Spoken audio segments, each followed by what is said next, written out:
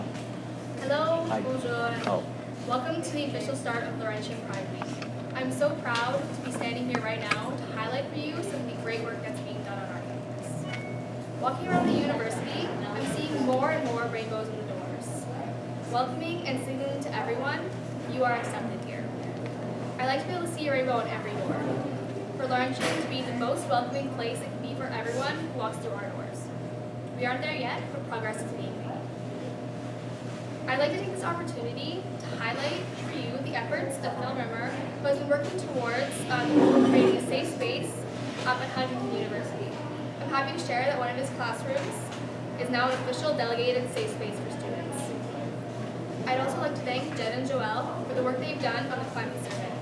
Now that it's being disseminated, it can be put to good use, such as the evidence to support the proposal for the part-time permanent staff member for the Pride Center that is currently being worked on. A special thanks goes out to the Gender and Sexuality Diversity Committee. Through them, Pride has seen support from faculty and staff like never before. Progress is being made. Today, we put out this flagpole for the duration of Pride Week, but a more permanent flag is hanging right beside you as a daily reminder of the successes we've had so far. Happy Pride, everyone, and I'd now like to pass the floor to Winnie Pinot.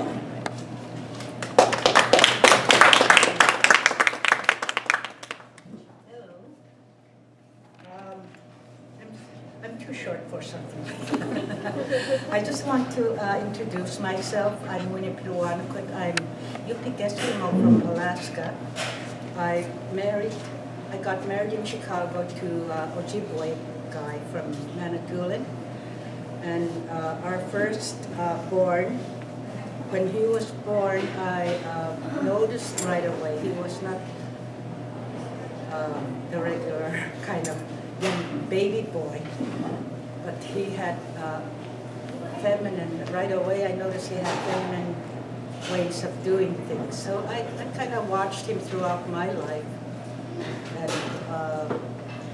a year later I had a girl. She was regular.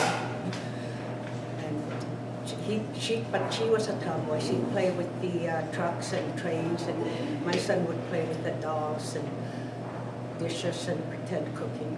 So all through while he was growing up, I was with him a lot. He cooked with me, he did a lot of things. Him and I were close. But when he was into his teens, he turned out to be a very good-looking young man, and there were so many young ladies that came around to our place to be with him. And he went out with a couple of them, a few of them, but it was never any joyful puppy love kind of a thing. So I asked him one time, just to confirm whether he was gay or bi. And at that time I didn't know about the word two-spirited, because we didn't have, in my culture, we don't have a word for the two-spirited people. We just accept them as they are. The man, woman, or the man who does very womanly, beautiful things. But we never had names for them. So I asked him if he was gay or bi, because he did go out with the women, with the girls. So a couple of days later, he told me that he was two-spirited. So I told him at that time never to walk with his head down. At that time, I had heard and seen a lot of what they call queer people, homosexuals, and all the other names that they associate with the two-spirited people.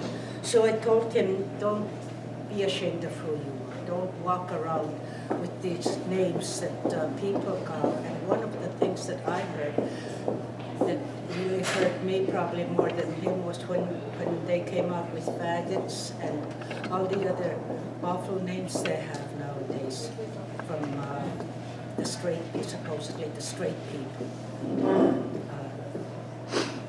But I call them, and I don't mind sharing this with you, I call them evil in a way, because they are not accepting of people that they have no idea of how that person is. So I told him, never mind those kind of things, be proud of who you are. And when he became of age, even before, when he was 18, we'd go out to the gay bars. At that time, he called them gay bars. So we'd go out, and I met a lot of the two-spirited young men at that time, and I got to be a mom to a few of them, and that's when I became very connected, very meshed into the two-spirited people. And they would, I noticed they'd be very comfortable with me, and I thought, well, why is it that people do not accept these? And I kind of knew what they were going through, because I was not accepted. Our native people were not accepted by the Christian people, I'll call them. And no matter how Christian we became, we will always be second. What do they call it? Second citizenship. We will never be equal or balanced with them. And I've accepted that. I'm okay with that, because I feel sorry for them. They only focus on their Christian values, their Christian, what they got from the Bible. That Bible should be kind of put away, and for the Christians, and this is how my own person, don't think that you need to accept this. They need to, for me, they need to put the Bible away and look at Jesus Christ. And they are Christian. Jesus Christ, Christian is supposed to be. And in order to be Christian, they should walk like him. And he was so accepting of everyone. He was humble and wise and honest and truthful, what we call the 7 grandfather teachings. He walked those. We were taught right from way thousands of years ago to walk those teachings, accepting of all people, and yet with a leader like Jesus Christ, it's amazing that there's not many people like him in that region. And I just wanted to tell you a little bit about my connection with the two-spirited people, and how you are so creative, you are so outside the box. For me, because I am so raised as a woman, I know what I am, I know. And then to meet a woman who is two-spirited and does not think like I do is so amazing, so different, so refreshing, that I would never think like that. And I want you to know that there are people who look to you because of the things that you create, because of who you are. And that is I'm very honored to walk with and be with the two-spirited people. And I walk with you no matter where, no matter what. I walk with you because I walk with my son right till he dies, and even if he dies before me, then I'll still walk with the two-spirited people and know that never feel that I am any different than you. Okay? I'm going to open up do the opening prayer, and if we could just stand up, calling our two-spirited Creator. And that's the way I see it. I see our God, our Creator, as a man and woman, as one. Agayon, Shemido, Creator God. I thank you for this time that you have given me to talk to you at this time with these people, to show them that we are all the same, we are all balanced when we stand together, to show them that to come out louder with their voice and show us the creative, wonderful ways they see the world. And I ask you, Creator, for this week, walk with us, open our hearts, open our minds, and not only us, but the people that are watching, the people that are listening outside of our circle at this time. have them stop and look at us and say, what's going on? Who are these people? So we thank you. There will be elders here that are two-spirited throughout the week that probably I will meet. I thank you for them. I thank you for the two-spirited parents who are raising people in their loving circles. I thank you for the diversity that you have given to this world through, not only through man and woman, the two-spirited, the transgenders, and all the others who deserve to be recognized. Koyana, Miigwech, thank you.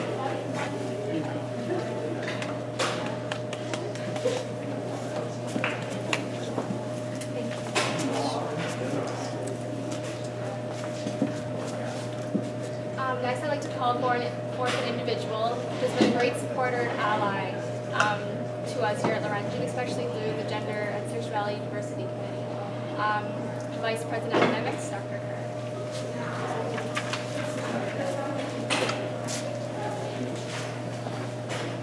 Well, good morning, everybody.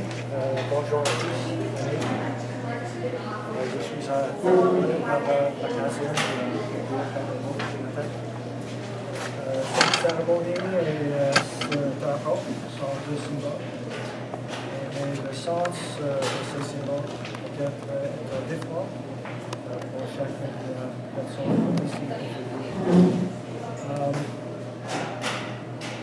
So when I thought about the symbols and thought about what it might mean to me, I started to think about what were some of the key values in my life and where did they come from, or where did they come from. And I was quite surprised that when I thought about it, that probably one of the key things in my life was probably when I was 5 or 6 years old. It's a children's story. I've forgotten the story.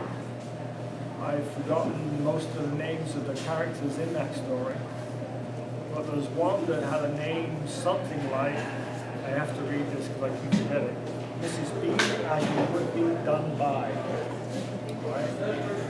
It was a very simple story and really had a couple of messages which just stuck with me. I guess with a crazy name like that as a character, as a kid, it just stuck. And the first thing was that if you wanted to be respected, you have to treat people with respect. But at the same time, in order to treat others with respect, you have to respect yourself.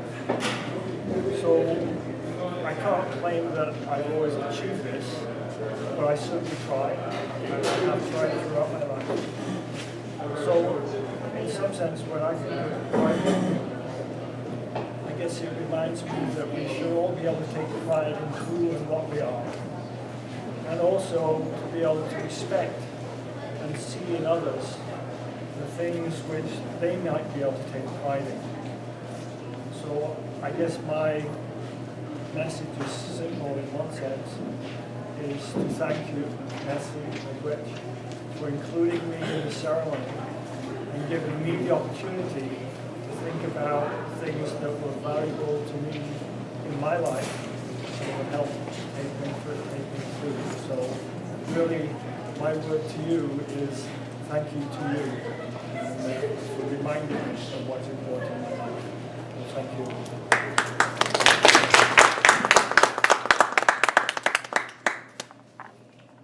Right, thank you. I'd just like to say a few more words. Everyone being here today and having me stand here today just shows the progress that we've made. Our campus is a great place, and we will continue to make it greater, make it more welcoming. Students will feel like they belong here.